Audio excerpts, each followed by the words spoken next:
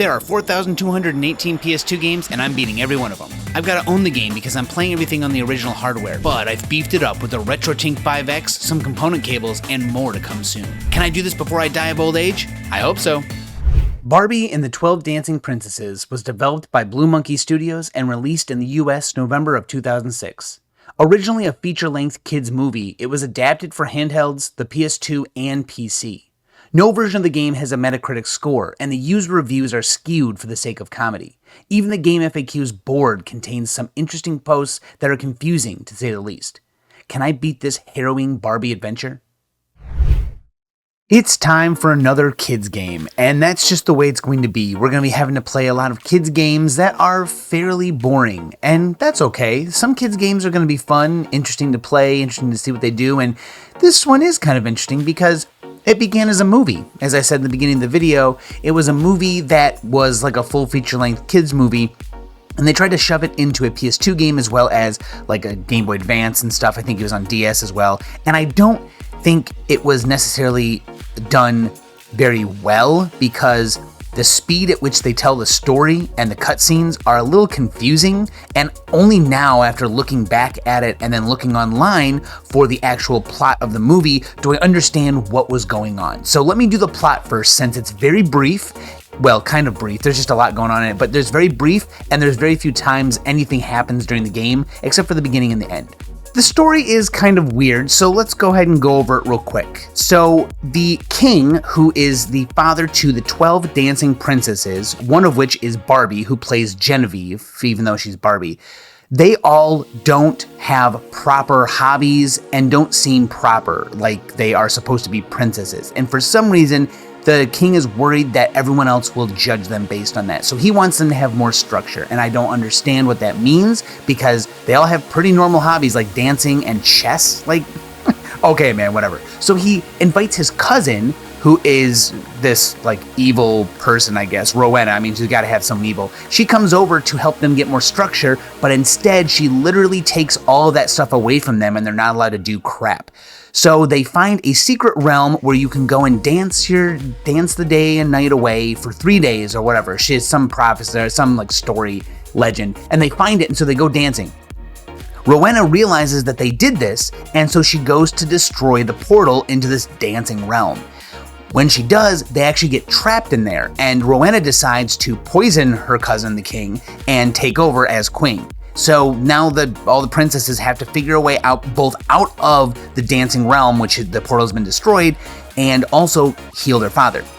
So what they have to do is they first are stuck in here, and they're actually with Derek, who is played by Ken, and both Barbie and Ken are 16, so don't be surprised at the wedding at the end, because that's a little weird. But they realize what they have to do is they take the goblet, the silver goblet of their late mother, and they have to find an elixir, put the elixir in the goblet, give it to their father. However, to do that, they have to leave. The only way to leave is to gather 3 pieces of a flute. Once they gather the 3 pieces of the flute, they must enchant every single princess's dancing slippers so that they can dance and find a way out of this place. And then they need to stop the queen. Well, the new queen, Rowena.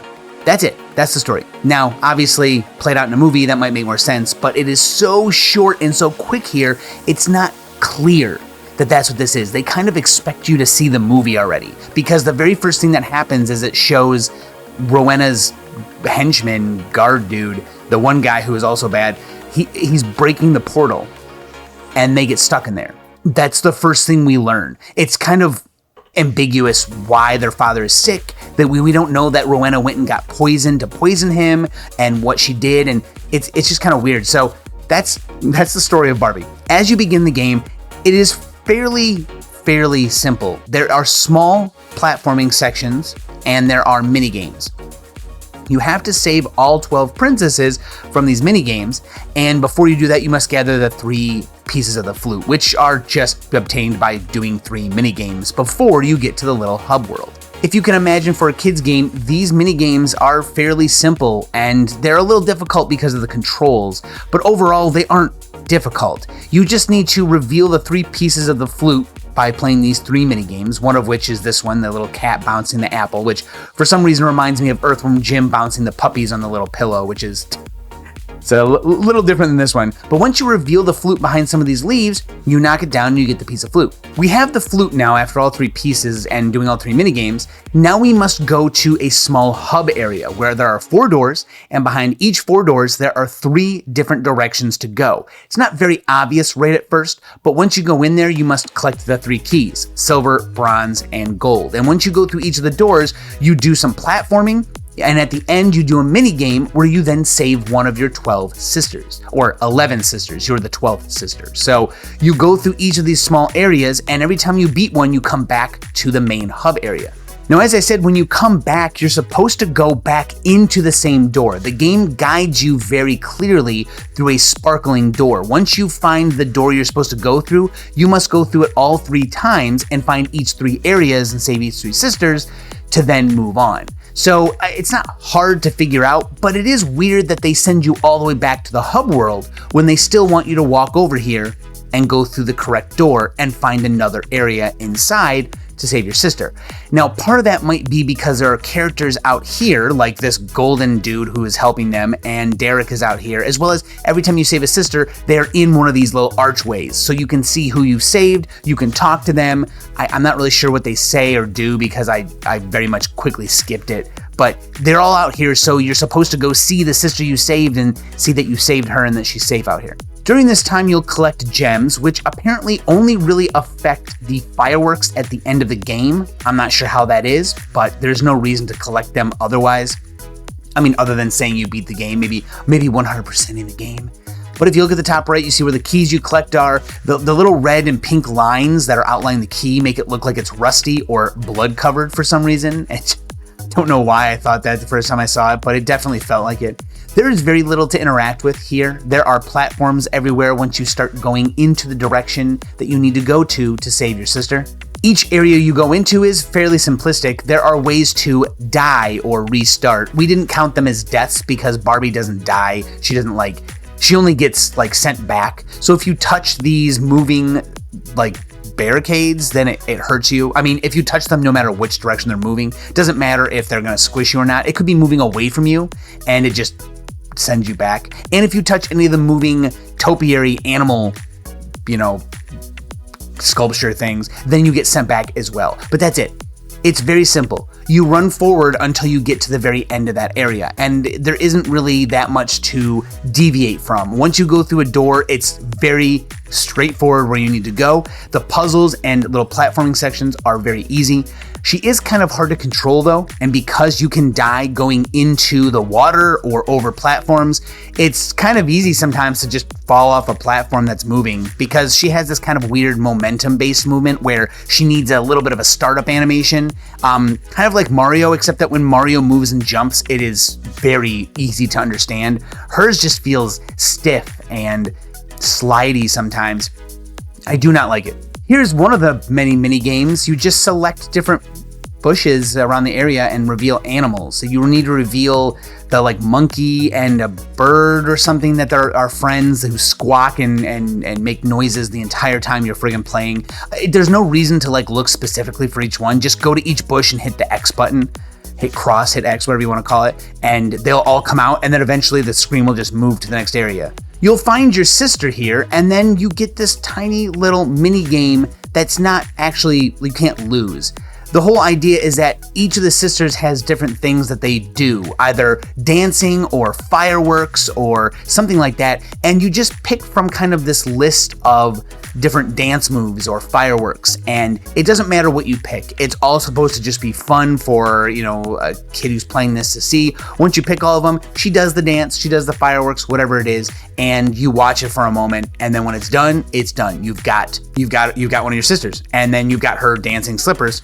And once you collect all of them, you're done. Here's another area, and this area somehow, don't know how, is very laggy. FPS drops all over the place because there's too much water spurting out of these geysers and just a lot of stuff going on, which is interesting, right? There's a lot of animals everywhere. There's little sparkles. There's platforms moving. There's water that's kind of moving-ish, and I don't know why this area is so bogged down. I think it's just a large area. They weren't really worried about like keeping your FPS up. They just wanted to get kids to run and jump across these platforms that have like 15 FPS during the whole section. And it is a little annoying though, because the doors are put in places where the keys are not close to. So you'll find the silver key next to the bronze door, which, yeah, I guess a child can learn, okay, so I gotta come back here later once I find the right key.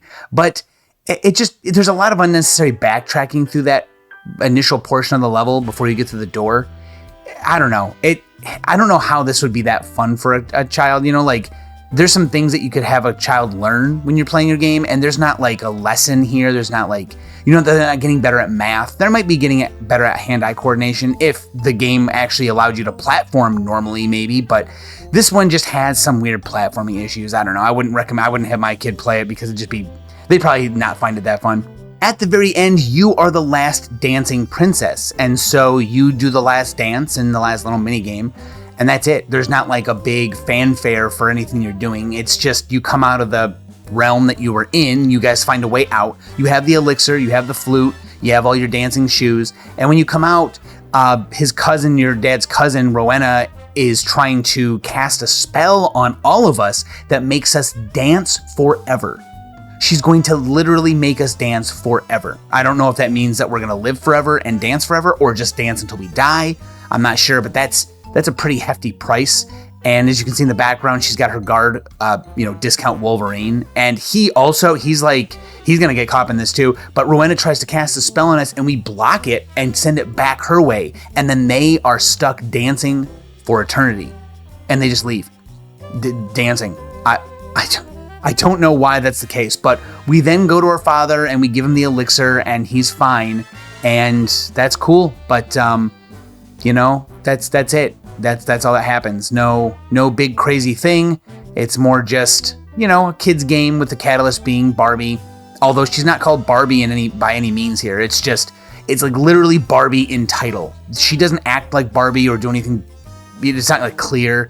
So it's just, I don't know. It's an interesting game, sure, but I definitely don't recommend it. As a kid's game, it gets for me an E, simply because I would give it an F, but it is at least playable. Like there aren't like a bunch of glitches or weirdness about it that makes it impossible to play, except for this guy's teeth. Oh my god, that is abhorrent. But it's just, you don't really learn anything other than the fact that you're supposed to be learning that everyone should be an individual and have their own wants and needs and desires. Whereas, Rowena didn't want them to. She wanted to control everyone. But that's not what you get from this game, because they don't really include that in the game, which is, I think, an important thing for a kid to learn. So why they didn't do that here, I don't know, man. It's like barely understandable. And then two 16-year-olds get married and okay, we're done. So anyway, Barbie is done. That's right, this is game 109 beaten. Barbie and the 12 Dancing Princesses is done. Next will be Steel Lancer Arena International, which will be an interesting game at 110. Oh my god, man, what a game. What a game. So thank you so much for watching Barbie. Thank you if you watched all the way through. This was a very interesting little game. Thank you to Snazzy Azzy for suggesting this game.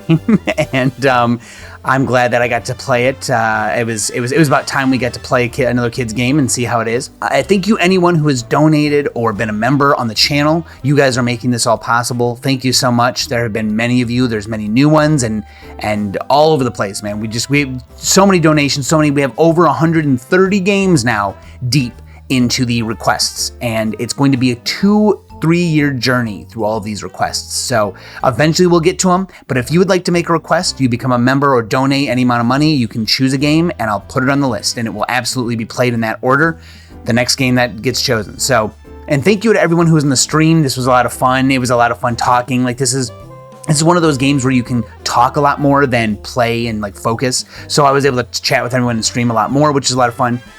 And thank you to everyone. This challenge has been great, and I'm just excited to do more. So I'll be back with the next video soon. Later.